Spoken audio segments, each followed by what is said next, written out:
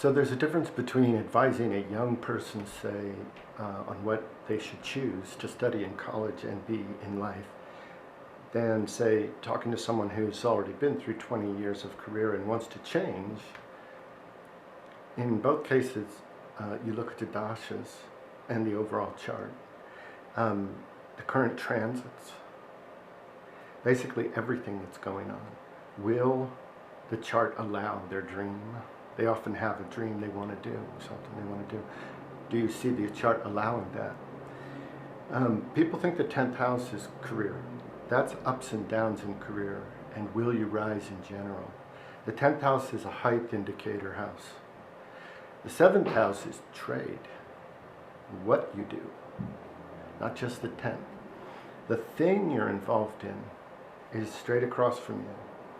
So from Aries to Libra is a 7th. I'm Aries rising, so Libra is my 7th.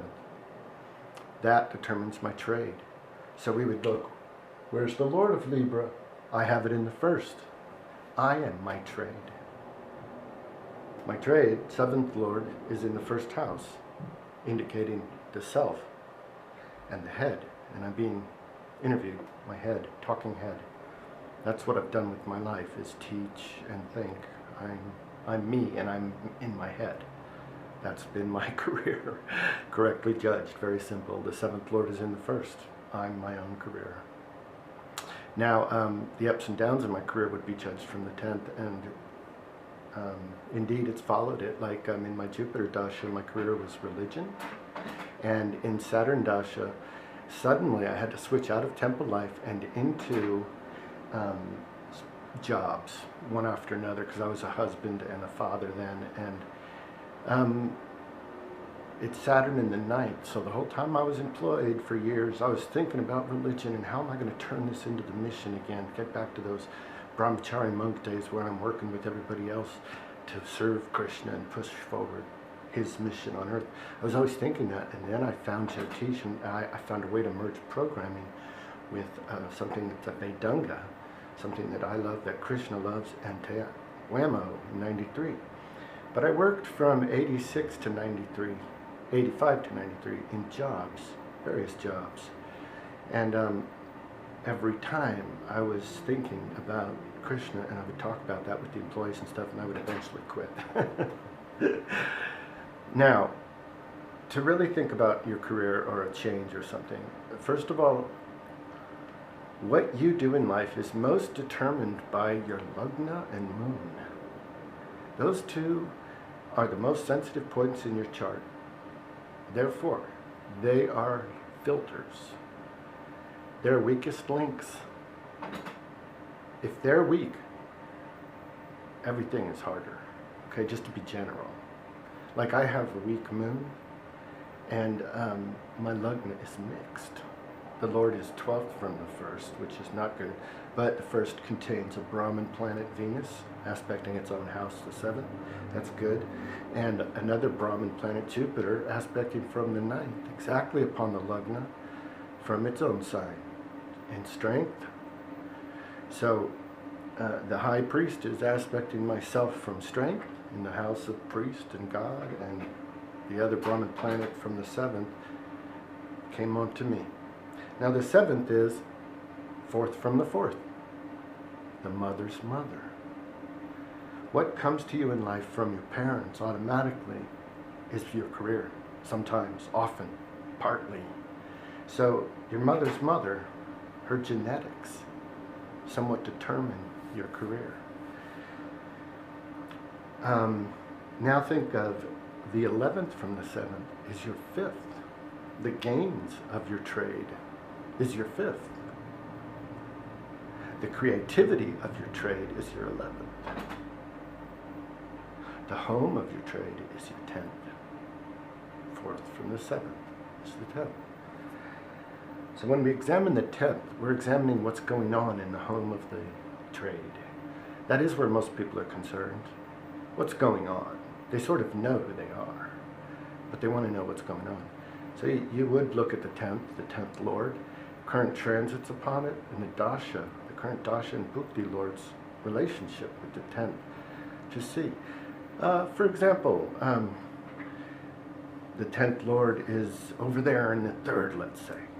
Okay, so it's 6th from the 10th. Well, that's not good to begin with, but it does mean that in your career, you will work hard. Third house is hard work, and you won't be real comfortable because it's 12th from emotional comfort, the 3rd house. So you'll be a drive around the city, go, go, go, a Gemini type of thing. That's just what that Lord being there says, just by the distance. 10th in the 6th from itself, in the 3rd, means that, just by itself. Now, if transiting over that right now was Jupiter, he expands things, but in a good way. So that would be going on. You'd be getting a raise, or you'd get more work, or you'd get a bigger route, or a bigger set of clients, and more work to do. And you would feel lazy because Jupiter in the 3rd makes one feel lazy, but it actually is expanding your work because you have your 10th Lord there.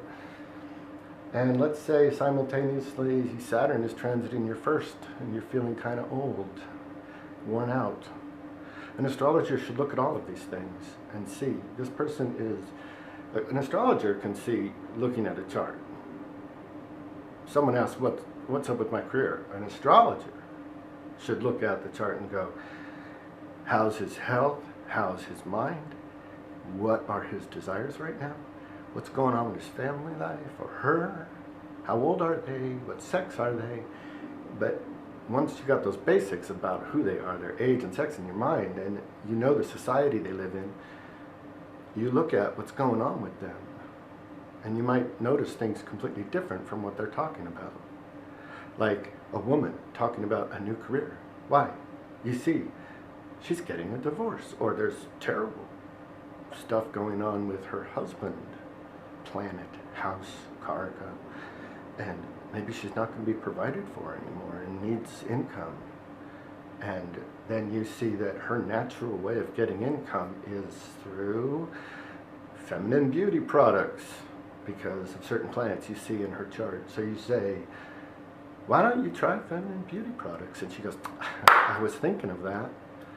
Because usually they will be thinking about whatever's right for them because they are them. Their life is their chart. Their chart is their life. Your correct prediction is simply telling them what they already know in one sense, if they're normal people. If you talk about the distant future, that's a different thing. When I was 21, an astrologer told me I was going to be depressed when I was older. I did not believe him at all. I was such a happy guy until 34. Okay, you want to judge everything from the 10th. Watch this. We're starting at the 10th house, and we want to think about now. Let's look at the 2nd from it. That's its bank balance. The 11th. What's going on with its bank balance? My career's bank balance. Just think of it. My career's family. My career's mouth. These are all 2nd house things. Then the 12th is 3rd from the 10th. So those are 3rd things for the 10th. Okay? The 1st house is 4th from the 10th. Those are, therefore, the real estate of the career is you. It's inside you. But it's also the building and the vehicles related to the career. The 1st house is that for the 10th. The 2nd house, your 2nd house, is 5th from the 10th. So it's the creativity, the teaching aspect, children aspect of your career. Your career having babies. People who want to start a chain of stores, their career is having babies. That would be their second house, first and foremost. And then your 3rd house is the 10th, 6th. Your 4th house is the 10th, 7th. Your 4th house is very important. It's the others in your career. If 10th is rise, and you work at a big company, in one sense, 10th represents that person who's the CEO. So you might be having your 10th Lord in the 4th. That means you're an other to a high person. You are an other to a big person. Often, people who are in the military will have 4th house placements because they are others to the big, big government. Then the 5th is 8th from the 10th. The 6th is 9th from the 10th. The luck of the career is your 6th house. So let's say A person has Sarla Viprit Raj Yoga, which means all the Dushtana lords are in Dushtanas. So, or some other way, let's say that their sixth house has been destroyed as debts, diseases, and enemies, thus converted to friends, health, and wealth. Ninth from the 10th. A person who has Rahu in the sixth, say, Rahu will somewhat bring down the sixth abilities to act. That's good because it's generally a malefic house. They are lucky in that they're not attacked by those things. So the fortune of your career is to have a helpful sixth house. People who are top cops, top surgeons, and well, let's start with those two. They have planets in the sixth.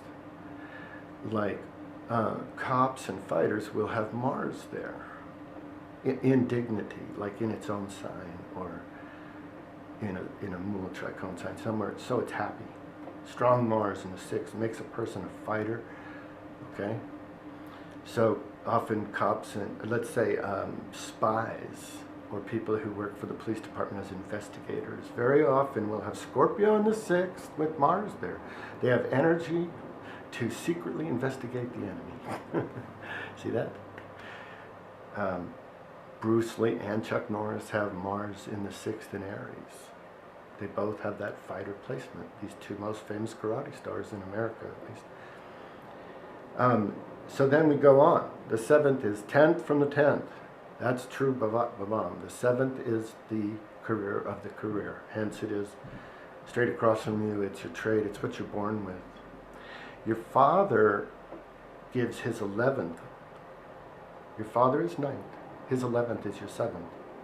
So father donates gains, some of his gains to you, and he has desires upon you to take over his career and be his friend. That's why 7th is 11th from 9th. He wants the child to be his friend and follow in his footsteps. But his rise in life, the 6th, is to discipline you. He rises in life by being hard on you. That's father. Mother, her 10th, is your first, so she does her job if she simply raises you. So 10th from the 10th is the 7th, and that's going to be the career of your career. So one could esoterically look at that Lord and the situation with that house to see kind of like a double lens, twice as far to the moon about your career, but that starts to get quite esoteric to take all of this into account. I can do that. That's why I'm good at astrology, is because my mind can take big things into account, big systems, and hold them in place. Lots of things, markers, hold it all in place and come up with something from that. Without following rules. I don't follow rules. I follow the truth, which is all these things I'm talking about. So you examine any house as if it's the first, to know what is going on with it now. How? Where the natal planets are, those are always there. So that's kind of you from that house, okay? But the transits are activators.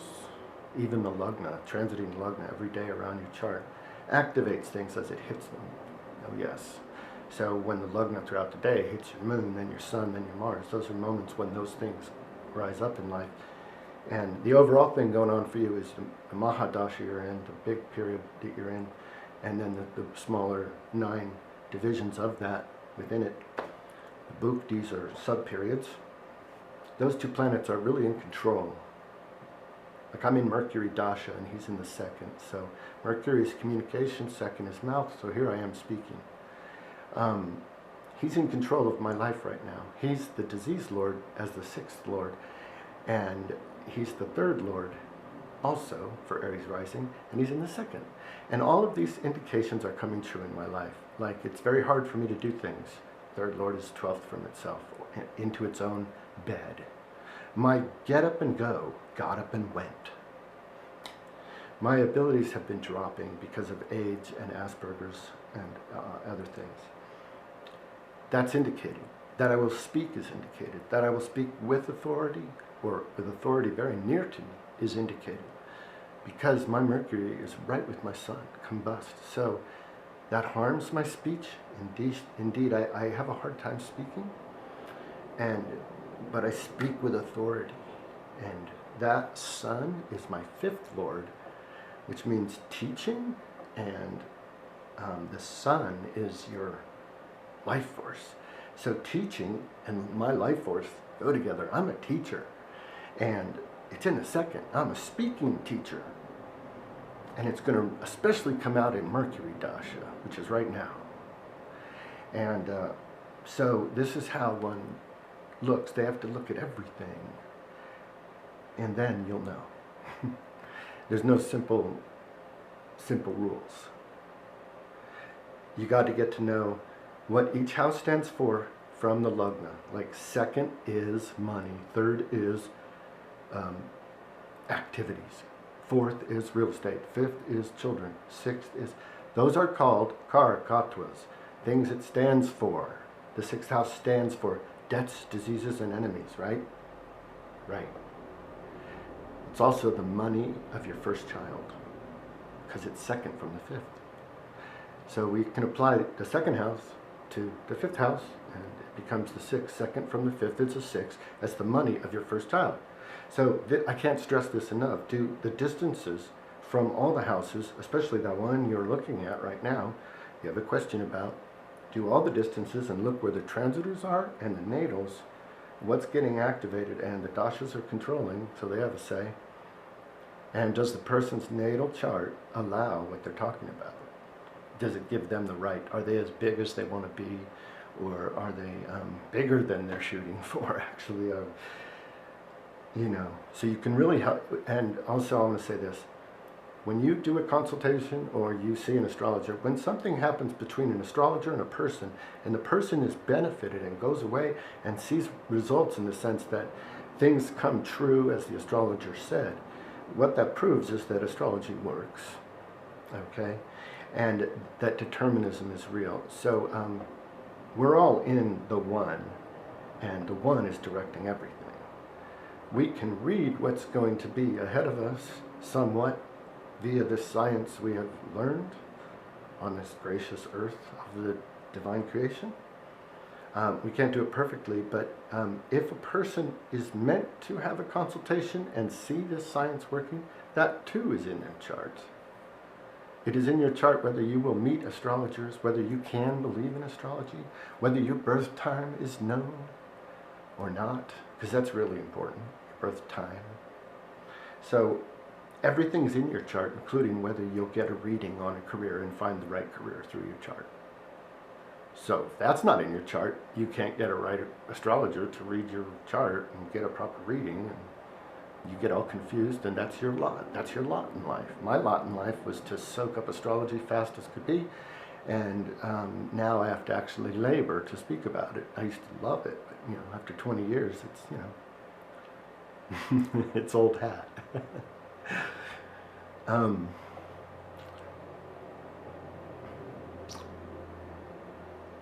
And you know what? It all comes true.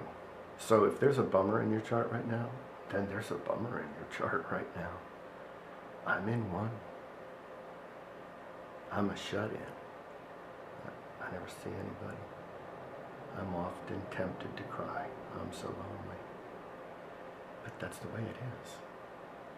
Now, I personally wanted to know this, is that have you written a book on astrology that people can go and buy online or buy in stores? I have a book ready. It needs to be proofread and a few little graphical things.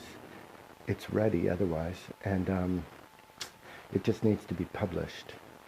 So I have one ready, and then I have tons of other writings ready to be also proofread and published that I've gathered over the years that people loved a lot when I wrote them and posted them in very small groups. So they should be made available widely because I have a unique view and a unique way of teaching Jyotish. Yes, so I have these things sitting.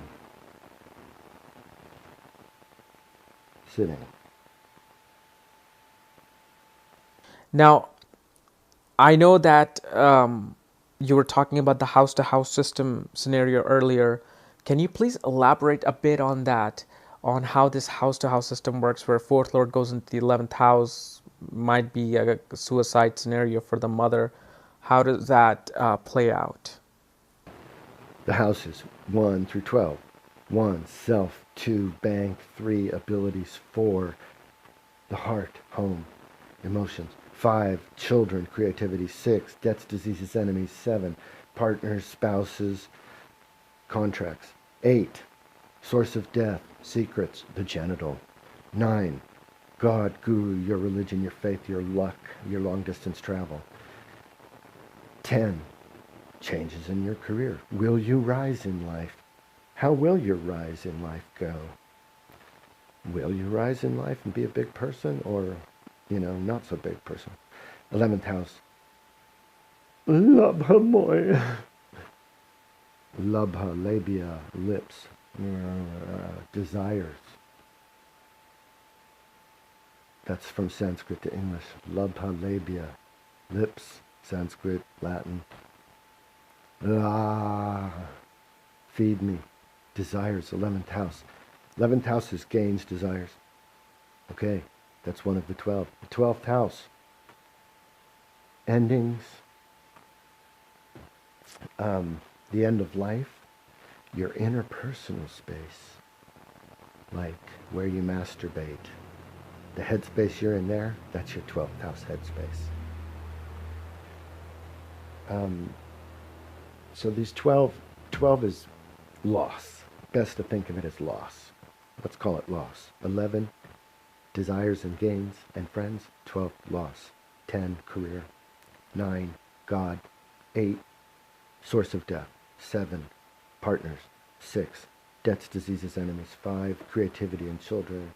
4, home and heart and emotions. 3, loss of those things. Doing austerity, work, trying to get degrees, doing shit. Your arms crawling, getting there at the 3rd house. 2nd, bank, family, your mouth. 1st house, overall self, overall life, and the head as a part of the body. Those distances from any one of them matters. That's Bhavat Bhavam, and it is very good. So, if the heart is 4, the heart of Gurudev is the 12th, because Guru is the 9th. 4th from the 9th is the 12th. The heart of Guru is your 12th. The heart of your Guru is your proper death. The 12th rules whether you'll enter heaven or not. What is enemy from Guru? 6th from 9th is the 2nd. Bank balance and family is the enemy of Gurudev? Yes, I know, because I went to join him. And whether you are Desi or white, Indian or white, you know that your family doesn't want you to leave and join a monastery. Well, to speak of a foreign monastery that wears orange robes and shaves their heads in California in 1979, when men are trying to grow their hair long and listen to the Beach Boys and Led Zeppelin. Why did I join that movement? Because I totally believed in God and wanted to be a monk, plain and simple. And when I read the books of Bhaktivedanta, I saw vegetarianism as the way to go, to see sentience in all creatures and to be humble and simple and serve God. And I want to join that movement, and I did. And I rose to the top on the 3rd day. The 3rd day, the Guru raised me to the top. And from then I had red carpet all the way through. That's why I was given so much exposure, and I know so much. Anyway, so that's a lot of my story. Now, my very last question to you is, and this is probably one of my favorites, I've been following your newsletter for a while, your emails for a while, and it seems like your son is working on something really big, which can actually prove astrology scientifically, where your software will be able to tell exactly what career a person is in and what career they might be following or what might be coming their way as far as their careers are concerned, whether it's an athlete, lawyer, doctor, mystic, scientist, professor. Can you please elaborate on the system that you're working on? Yes, from the beginning in my software, I have tags saved for each chart. It's like a huge bucket of little pieces of information that are true about that chart. Those same tags are used to categorize the readings in the program, And to get the readings for a chart, I run through the whole database of readings, and I see if this person's bag contains the tags necessary to trigger this reading. If yes, they get that reading. If no, they don't. So, big database of readings, each person only gets the one that's appropriate to them. So I've had these tags, and then I've moved forward with them. I had someone put the professions of all the famous people, I have 3,000, put that in a field so I could sort by profession. And in my program you can create multiple lists, and so then I added a feature that would histogram the tags in the group. A profession, say athletes, criminals, religious leaders, politicians. So it would take all their tags, see how often each tag replicated was found in the group, contributed by a member, add up the number of tags, and create a list of the tags with the number of times they appeared, descending, the most appearing at the top, to see what tags that group shares and has. That was achieved a while ago. Next, recently, I added, now let's compare, let's put a button on the window for each of these careers sorted tag lists, which are related to a career, compared to others. So by each line, it goes around and sees if the other groups have this tag, and it counts how many do and how high in their group was the tag, comes back and compares it to itself and stores some statistical data, and moves on to the next line. After each one has done this to all the others, I have these new lists. Well, it's the same list of tags, but it has all these other columns I can sort by, and I can sort by multiple columns, by logic. And in this way, I'm trying to find what tags differentiate groups of people from each other, and I have hopes. However, I have not yet perfected it. I did do what I just explained, and then I reran it on the database, and I have some more work to do. I may have it. There's reasons for me to think I do have it, but because I ran it on everybody, not just the ones I gained the knowledge from. So it depends on various factors when you're doing statistical work. So it's very interesting if it can be worked out in a formulatic way in code, all of this, which I think I'm close to, then any lists of charts, can be people or anything, that are logically grouped and comparable to each other in some way, can be run through this, and then the difference is known, and then that can be used in advance on new people or new ideas or investment peaks. I personally do not like that banking system. However, it's out there. So it is an extremely exciting bomb of scholarly Jyotish research, statistical method, computer possible only.